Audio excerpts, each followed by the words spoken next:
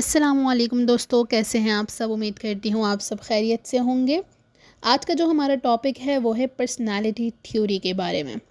According to Sigmund Freud personality के 3 parts होते हैं। इससे पहले हमने पिछली वीडियो में मेंटल स्टेट्स साइको एनालिसिस के पॉइंट ऑफ व्यू से पढ़ी थी, जो कॉन्शियस, अनकॉन्शियस और प्री कॉन्शियस माइंड को हमने स्टडी किया था अकॉर्डिंग टू सिगमंड फ्रॉइड। अगर आपने वो वीडियो नहीं देखी है तो मैं उसका लिंक जो है वो डिस्क्रिप्शन में डाल दूँगी, आप वहाँ से वो वीडियो जाकर देख सकते हैं।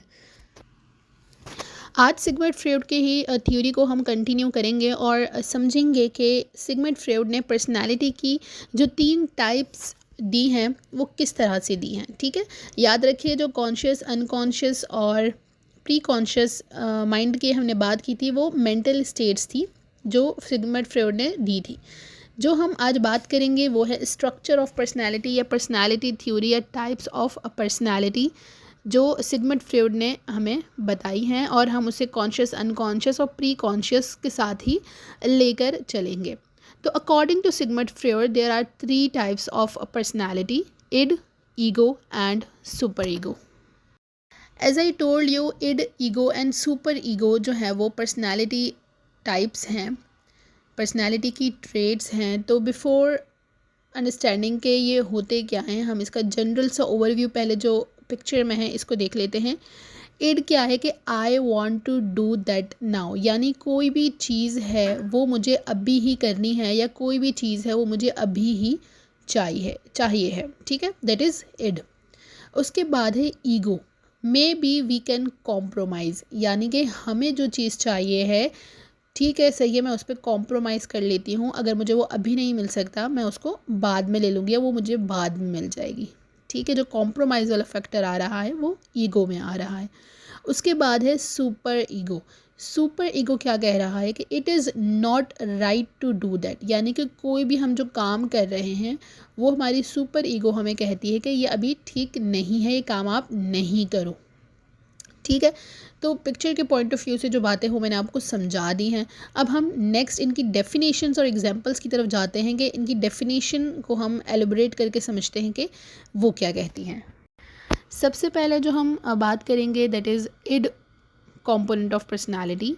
इड एक ऐसा कंपोनेंट है पर्सनालिटी का जो हमारी पर्सनालिटी में प्रेजेंट होता है फ्रॉम बर्थ। ठीक है, यानी हमारी पर्सनालिटी का जो एस्पेक्ट है इड, वो हमारी पर्सनालिटी में बचपन से ही जो है वो प्रेजेंट होता है। और बचपन से होता है तो डेफिनेटली ये है अनकॉन्शियस स्टेट होगी हमारी। ठीक है, ये प्लेजर प्रिंसिपल से ड्राइव होता है। प्लेजर प्रिंसिपल्स का मतलब क्या है कि इसमें जो भी चीज़ बच्चे को चाहिए है, जब वो उसको दे दी जाती है तो वो खुशी महसूस करता है। ठीक है, वो ये नहीं देखता कि वो जो चीज़ मांग रहा है वो सही है, गलत है, एक्सेप्टेबल है कि नहीं है, लेकिन उसे वो चीज़ चाहिए होती है। यानी कि कोई भी चीज़ जो है उसके डिज़ायर्स हैं, उसकी नीड्स हैं, वो उसको इमीडिएटली चाहिए।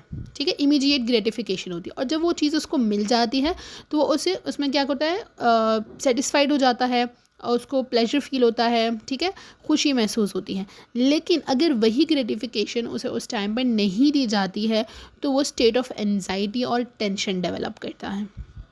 ठीक है, इड प्लेजर प्रिंसिपल है, प्रेजेंट होता है बर्थ से और इसमें हमें इमीडिएट ग्रेटिफिकेशन चाहिए होती है। ठीक है, इसकी एग्जांपल क्या है कि hungry baby cried until he was fed. जैसे एक छोटा बच्चा है, उसको भूख लगी है तो वो तब तक रोता रहेगा जब तक उसको खाना उसका नहीं दे दिया जाए या उसको उसका दूध जो है वो नहीं दे दिया जाए। ठीक है, अब उसको ये नहीं पता कि चलो ठीक है मम्मा बिज़ी हैं, वो मुझे थोड़ी बाद में दे देंगी, यानी कि उसमें कॉम्प्रोमाइजिंग का फैक्टर नहीं होता, उसको वो चीज़ अभी ही चाहिए है। ठीक है, तो ये क्या है, उसकी इड है, इड इम्पल्सेस हैं, जो चीज़ वो मांग रहा है वो अभी ही उसको चाहिए, उसको अभी ही वो प्रोवाइड कर दी जाए। ठीक है,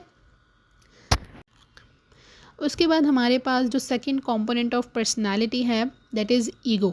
ego is a reality principle, यानी कि इसमें जो हमने शुरू में कॉम्प्रोमाइजिंग फैक्टर की बात की थी वो यहाँ पर क्या है कि हम रियलिटी पर बेस होकर डिसीजन लेते हैं।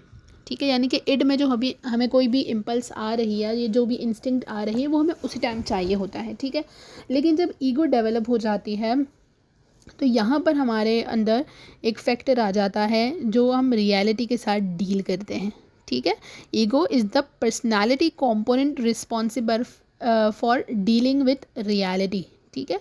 यानी कि हमें कोई भी चीज़ चाहिए, हम वो देखेंगे कि आया वो चीज़ ठीक है कि नहीं है, वो अभी एक्सेप्टेबल है कि नहीं है, ठीक है। यानी कि इसमें हम अपनी ग्रेटिफिकेशन को डिले कर देते हैं, ठीक है। यानी कि हमें जो भी चीज़ चाहिए है हम उसको डिले कर देते हैं, सही है। इसमें हमारे सोशल रियलिटीज़ आ जाती है। हम देखते हैं हमारी सोसाइटी में जो हम चीज़ एक्सेप्टेबल है, ठीक है, वो हमें ईगो सिखाती है। यानी कि ईगो जो है वो हमारे इड इम्पल्सिस को जो है वो सोशली एक्सेप्टेबल बनाती है। यानी इड में हमारी कोई भी इम्पल्स आ गई वहाँ पर तो वो हमें इमीडिएटली चाहिए, लेकिन ईगो हमें बताता है कि ये जो इड की इम्पल्स आई है वो सही है कि नहीं है, ठीक है। यानी कि रियलिटी प्रिंसिपल है, रियलिटी पे बेस करेंगे हम, और हम कहेंगे कि भाई सोसाइटी में जो हमारे नॉर्म्स हैं, जो हमारे रूल्स हैं, क्या उसके मुताबिक वो जो हम डिमांड कर रहे हैं वो ठीक है कि नहीं है। तो ईगो हमें बताती है कि हाउ टू बिहेव, ठीक है। और इसे हम डिसीजन कंपोनेंट ऑफ पर्सनालिटी भी कहते हैं, ठीक है, क्योंकि ये हमारे इड और सुपर ईगो को बैलेंस करती है। इसके अगर हम एग्जाम्पल देखें, Mary wanted to borrow her mom's necklace but knew her mom would be angry if she took it without asking, so she asked her mom if she could wear it. Mary को अपनी मम्मा का एक necklace चाहिए है, ठीक है। अब चाहिए है कि अगर मैं बात करूँ तो ये हमारा एड कंपोनेंट आ गया, ठीक है। उसको चाहिए है, वो ज़रूरी है, उसको पहनना है, ठीक है।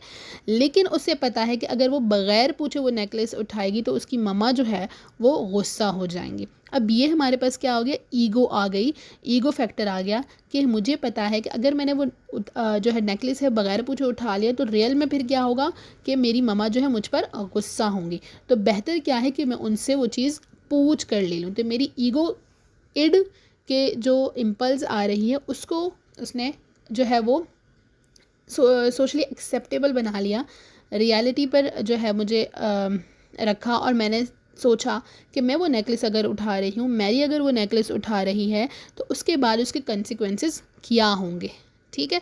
कॉन्सिक्वेंसेस को सोचकर हमने वो काम उसके मुताबिक कर लिया। यानी कि इड को हमने कर तो लिया, इड की जो इम्पल्स आई वो हमने सेटिस्फाई तो कर ली, लेकिन एक्सेप्टेबल मैनर में हमने वो इड की इम्पल्स को सेटिस्फाई किया, ठीक है। जैसे मैरी को नेकलेस चाहिए था, लेकिन उसको पता था कि बाद का कंसिक्वेंसेस क्या होगा, तो इसलिए उसने मम्मा से पूछ कर वो नेकलेस ले लिया, ठीक है।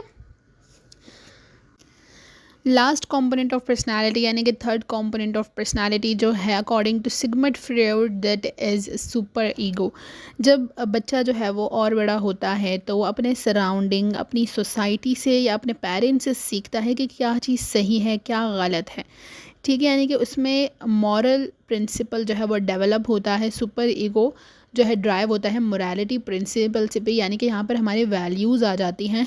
यहाँ पर हम रियलाइज़ करते हैं कि हम कोई भी काम कर रहे हैं वो सही है कि नहीं है, ठीक है। सुपर ईगो का जो फंक्शन है हमारी, वो इड इम्पल्स को कंट्रोल करता है, ठीक है। अगर हम ईगो की बात करें तो वो हमारे इड इम्पल्सिस को फुलफ़िल करता था, लेकिन एक्सेप्टेबल मैनर में। यहाँ पर सुपर ईगो हमारी इड इम्पल्सिस को जो है वो कंट्रोल करता है, स्पेशली उन इम्पल्सिस को जो सोसाइटी में एक्सेप्टेबल नहीं होती हैं, ठीक है। इसकी एग्जांपल क्या है कि Sarah knew she could steal the supplies from work and no one would know about it. यानी कि सारा की जो अर्ज है, जो इड उसका आ रहा है, वो उसको कुछ जो सप्लाइज़ हैं, ठीक है, वो अपने ऑफिस से वो चुरा सकती है, क्योंकि उसे पता है कि जब वो अगर वो चुराएगी तो कोई उससे पूछने वाला नहीं है, ठीक है, कोई उसको कुछ नहीं करेगा क्योंकि वो अपने ऑफिस से वो सामान चुरा रही है, ठीक है। लेकिन उसे पता है कि स्टीलिंग इज़ रॉन्ग, उसे पता है कि चोरी करना जो है वो बुरी बात है, या चोरी करना जो है वो गुनाह का काम है। तो यहाँ पर उसके क्या आ गई, मॉरल वैल्यूज़ आ गई कि चोरी करना इज़ रॉन्ग। तो उसने क्या डिसाइड किया कि वो कुछ नहीं वहाँ से उठाएगी या कुछ नहीं लेकर जाएगी, ठीक है। इवन दो उसे पता था कि वो जो है पकड़ी नहीं जाएगी, लेकिन according to Sigmund Freud superego जब डेवलप हो जाती है तो यहाँ पर हमारे मॉरल वैल्यूज़ आ जाते हैं जो हम अपने पेरेंट्स से सीखते हैं या हम अपने सराउंडिंग से सीखते हैं, ठीक है, कि कोई चीज़ जो हम कर रहे हैं वो आया ठीक है भी कि नहीं है, ठीक है। तो ये है सुपर ईगो। इसमें हम ये भी कह सकते हैं कि यहाँ पर जो है हमारा जो ज़मीर है, कंसाइन है, वो डेवलप हो जाता है। यानी कि हम कोई भी काम कर रहे हैं, कोई भी गलत काम अगर हम कर रहे हैं तो हमारे अंदर से आवाज़ आती है कि ये चीज़ गलत है, ये नहीं करो, ठीक है। तो ये क्या है, बेसिकली सुपर ईगो है हमारा। लास्ट कंपोनेंट ऑफ पर्सनालिटी यानी कि थर्ड कंपोनेंट ऑफ पर्सनालिटी जो है according to Sigmund Freud that is superego. जब बच्चा जो है वो और बड़ा होता है तो वो अपने सराउंडिंग, अपनी सोसाइटी से या अपने पेरेंट्स से सीखता है कि क्या चीज़ सही है, क्या गलत है, ठीक है। यानी कि उसमें मॉरल प्रिंसिपल जो है वो डेवलप होता है। सुपर ईगो जो है ड्राइव होता है मोरालिटी प्रिंसिपल से पे, यानी कि यहाँ पर हमारे वैल्यूज़ आ जाती हैं। यहाँ पर हम रियलाइज़ करते हैं कि हम कोई भी काम कर रहे हैं वो सही है कि नहीं है, ठीक है। सुपर ईगो का जो फंक्शन है हमारी, वो इड इम्पल्स को कंट्रोल करता है, ठीक है। अगर हम ईगो की बात करें तो वो हमारे इड्स इम्पल्सिस को फुलफ़िल करता था, लेकिन एक्सेप्टेबल मैनर में। यहाँ पर सुपर ईगो हमारी इड्स इम्पल्सिस को जो है वो कंट्रोल करता है, स्पेशली उन इम्पल्सिस को जो सोसाइटी में एक्सेप्टेबल नहीं होती हैं, ठीक है। इसकी एग्जांपल क्या है कि Sarah knew she could steal the supplies from work and no one would know about it. यानी कि सारा की जो अर्ज है, जो इड उसका आ रहा है, वो उसको कुछ जो सप्लाइज़ हैं, ठीक है, वो अपने ऑफिस से वो चुरा सकती है, क्योंकि उसे पता है कि जब वो अगर वो चुराएगी तो कोई उससे पूछने वाला नहीं है, ठीक है, कोई उसको कुछ नहीं करेगा क्योंकि वो अपने ऑफिस से वो सामान चुरा रही है, ठीक है। लेकिन उसे पता है कि स्टीलिंग इज़ रॉन्ग, उसे पता है कि चोरी करना जो है वो बुरी बात है या चोरी करना जो है वो गुनाह का काम है। तो यहाँ पर उसके क्या आ गई, मॉरल वैल्यूज़ आ गई कि चोरी करना इज़ रॉन्ग। तो उसने क्या डिसाइड किया कि वो कुछ नहीं वहाँ से उठाएगी या कुछ नहीं लेकर जाएगी, ठीक है। इवन दो उसे पता था कि वो जो है पकड़ी नहीं जाएगी, लेकिन according to Sigmund Freud superego जब डेवलप हो जाती है तो यहाँ पर हमारे मॉरल वैल्यूज़ आ जाते हैं जो हम अपने पेरेंट्स से सीखते हैं या हम अपने सराउंडिंग से सीखते हैं, ठीक है, कि कोई चीज़ जो हम कर रहे हैं वो आया ठीक है भी कि नहीं है, ठीक है। तो ये है सुपर ईगो। इसमें हम ये भी कह सकते हैं कि यहाँ पर जो है हमारा जो ज़मीर है, कंसाइन है, वो डेवलप हो जाता है। यानी कि हम कोई भी काम कर रहे हैं, कोई भी गलत काम अगर हम कर रहे हैं तो हमारे अंदर से आवाज़ आती है कि ये चीज़ गलत है, ये नहीं करो, ठीक है। तो ये क्या है, बेसिकली सुपर ईगो है हमारा। तो हमने ह्यूमन पर्सनालिटी के तीन कंपोनेंट्स, तीन टाइप्स पढ़ी, ईड, ईगो एंड सुपर ईगो, ठीक है। ये तीन तरह की पर्सनालिटी इंसान के अंदर बनती है और इन तीनों को बैलेंस करना इम्पॉर्टेंट होता है, ठीक है। जब वो बैलेंस करना सीख जाता है इंसान कि हमने अपने ईड, ईगो एंड सुपर ईगो को किस तरह से बैलेंस करना है, तो वो आगे जाकर एक नॉर्मल इंसान बनता है, ठीक है। लेकिन जहाँ इन तीनों में इम्बैलेंसिंग आ जाती है, जहाँ पर हम अपने ईड को जो है कंट्रोल नहीं कर पाते, ईगो जो है सुपर ईगो और इड में कंट्रोल नहीं कर पाता, उनको बैलेंस नहीं कर पाता, तो वहाँ पर एबनॉर्मैलिटी स्टार्ट हो जाती है, ठीक है।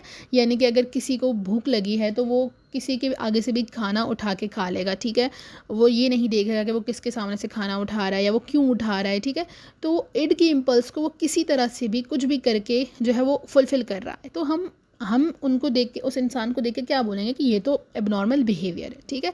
तो इस तरह से अगर हम अपने इड को जो है वो कंट्रोल नहीं करते तो वो एबनॉर्मैलिटी बन जाती है आगे जाके, ठीक है।